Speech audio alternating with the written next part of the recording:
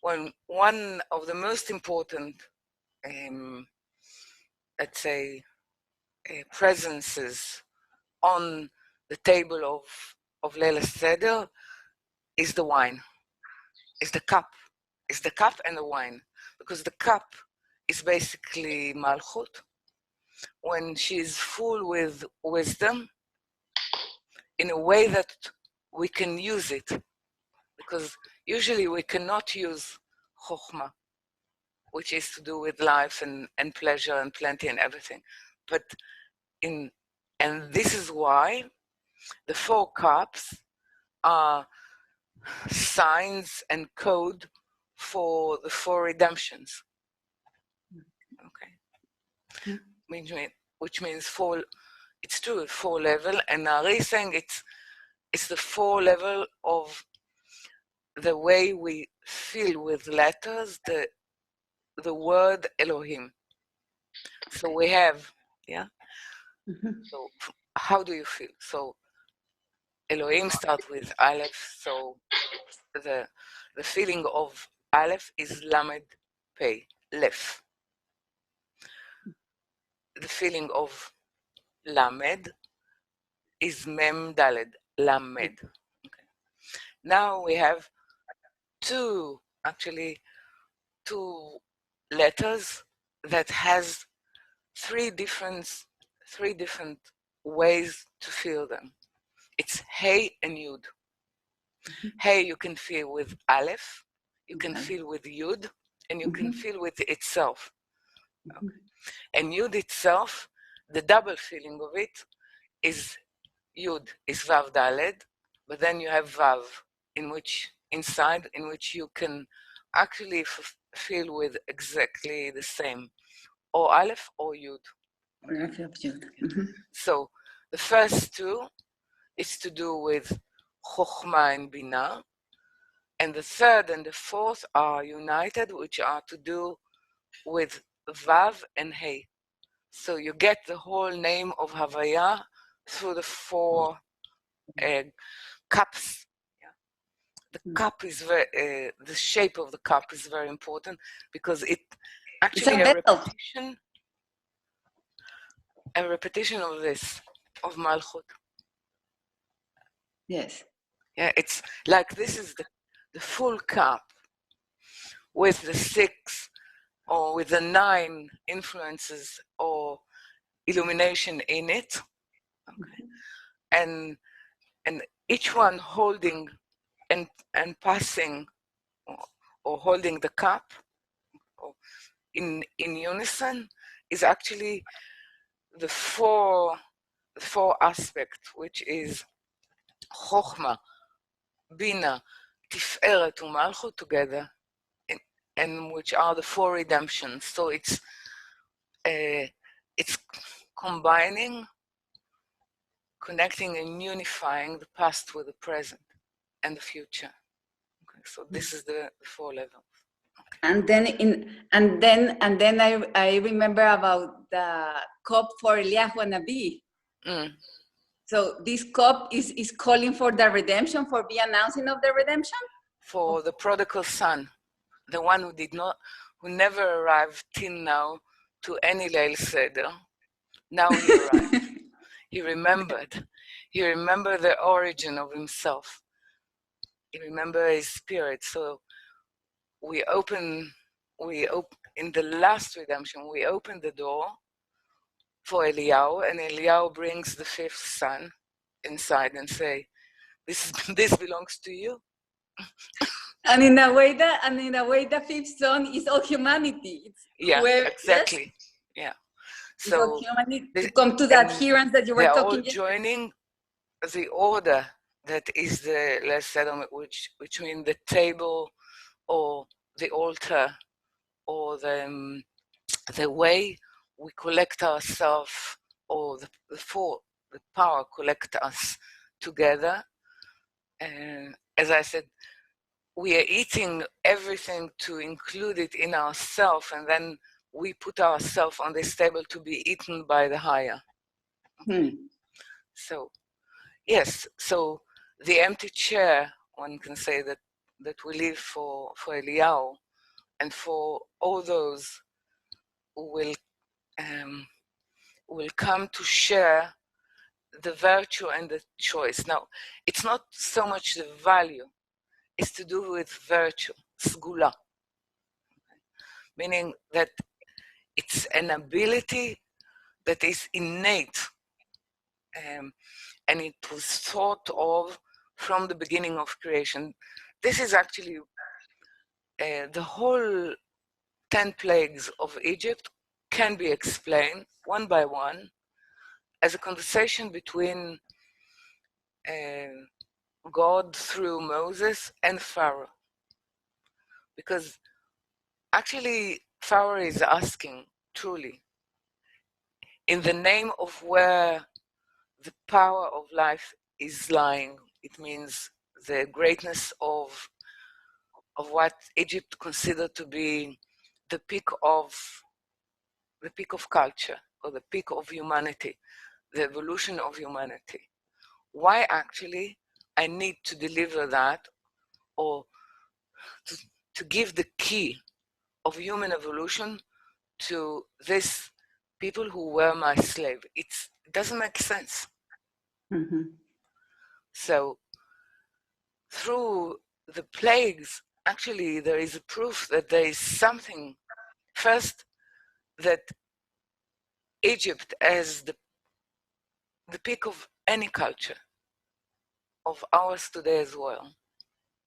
If it's the high point of its achievement is a very deep enslavement of the human spirit, it means that it led humanity not in the right way. So therefore, it needs to abdicate its dominion over humanity. So it's kind of what is happening now again, in a way. Absolutely. Because it's happening a way that the creator, like that the signs that we're receiving is that how we think that we are enslaved by other, but actually we're enslaving, and exactly how actually the creator is acting. Yeah. So the blood, the frogs, the lice, everything is, and shchin and whatever comes after this is actually to show the differentiation of what it can impress the enslavement of Egypt, and why Israel actually are not being affected by it. So it's sorting out, but this is only by virtue. Then, as I said, on the brinks of on the shores of the Red Sea, or as it is called in Hebrew, the Sea of Ends, or the Sea of the End. Okay, the end of all the levels, which is Malchut. Then it's not enough, the virtue of creation, of creating this uniqueness of, let's say, of spirit. What was the uniqueness of this spirit?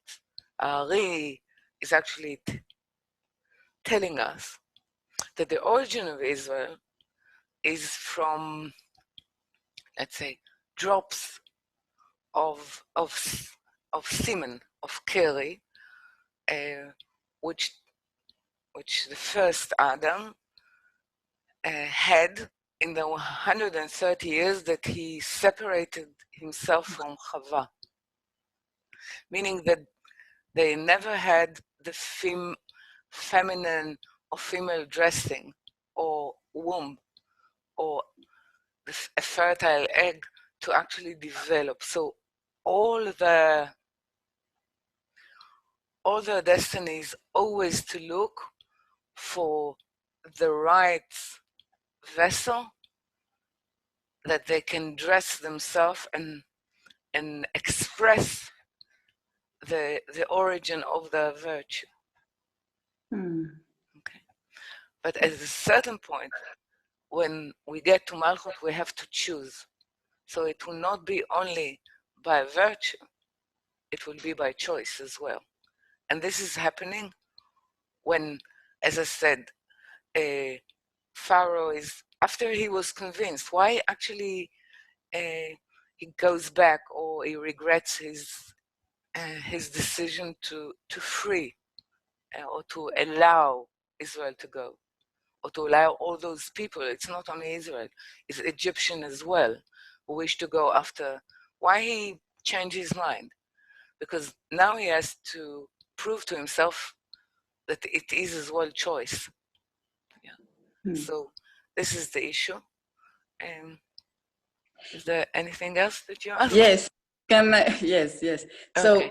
So then when you choose, you're also choosing what you were talking yesterday about the adhesion, like that you start to awaken to the need to adhere.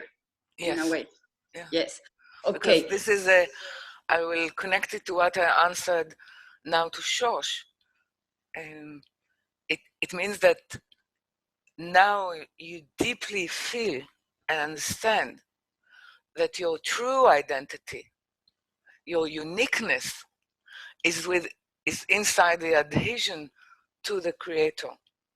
Not by separating, you become unique. By connecting, by adhering, you become unique. So that's beautiful. Yes. And the other thing that I was like reflecting on myself was this, that you talk about absence and presence, and how for the Israelites, like how they were in absence with the plague, and for Egypt it was a revealed presence. And I sometimes feel a bit ashamed, that I'm in such an awe, in such a love, in such a pleasure, and I'm in a very different state, and then my family and friends say like I'm bypassing something, and I say I don't know. I will ask my Rab, but I don't think that I'm bypassing. I'm just studying a lot, because I'm not in this fear or panic or anything. I feel maybe that we're held by this net of the whole group, and the teaching, the Zohar, that is protecting or taking us or something. But I wanted to that you talk more about this absence, and if this is a bypass, or it's actually that we're coming, like, because for me it's a blessing time. I don't know, it feels like a blessing time. First, it can turn into a blessing time, and not by forgetting or sort of ignoring what is going on with everyone. But you see, it's in a way it's an opportunity to pass through our study, the cry or the need. What it means, the cry of and the need of humanity, is actually to paint the absence. Because if you need something, this is the absence. It's the absence of what you need. Okay. So you can say, I'm happy because something is holding me to all the time be in the presence or the consciousness of the absence, and the ability to actually draw what is needed into myself, through the group. But we need to think that it's not only for us, it's for us as a vessel that need to pass it on. How it pass it on is in the way it think or include others in itself, or by thinking. So it's not bypassing. Okay, it's actually a deep inclusion, and the deep inclusion is not to deter, not to be afraid from the fear of outside, or the panic, or the wrong decision making. Is actually to understand that it's not something that happens to others.